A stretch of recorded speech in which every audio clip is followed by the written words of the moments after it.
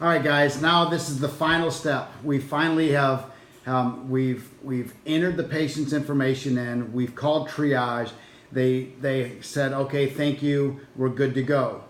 After they've done that, now it's time to gather the saliva sample from the patient. Now, if we're doing a CGX and a PGX, in other words, a cancer screening and a pharma screening, then we have to do two. That's where you instruct the patient that we're going to do two different sides. We're going to start with the right side, then we're going to do the left side for the second screening. Okay, you're going to need three things. You're going to need a label. Okay, this label right here is going to be used to label the specimen once you've done it. You're going to need a specimen bag. One specimen bag per specimen. And then finally, you're going to need the collector. Okay, this collector is what you're going to collect the specimen on. Okay, this right here, if you'll notice, it has a Q-tip end.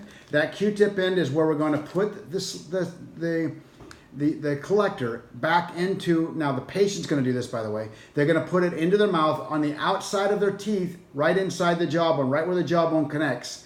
That right there, they're going to rub it for 30 seconds. They're going to rub it in a little circular motion, trying to gather as much saliva as possible.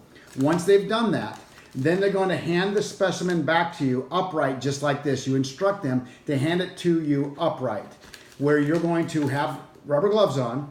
You're going to then disconnect the blue cap. You're going to unscrew that. Then you're going to take it and turn it down into the solution that you'll see right there. There's a solution right there. That solution is to preserve the saliva, the DNA from the sample. Make sure you do not turn this upside down because you'll spill it and it's a wasted sample. So you keep it upright, you unscrew the top, you screw it back into the specimen. Make sure you tighten it before you shake it up, because you're going to shake it up to preserve the sample. Okay, you're going to do that for about 30 seconds. Once you've done that, then you're going to take the specimen, you're going to label it with the label that you've already written on.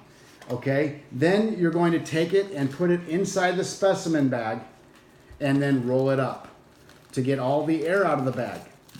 Once you've done that, then you've successfully completed the collection of a sample.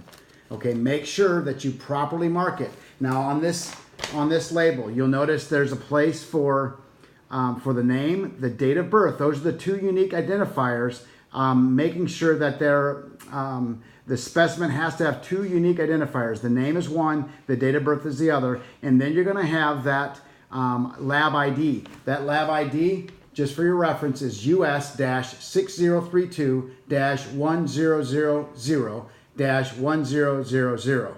Okay, that is the lab ID. Now you should have these pre-made like I did. Print those up, and then obviously the unique identifiers, you have to fill those in.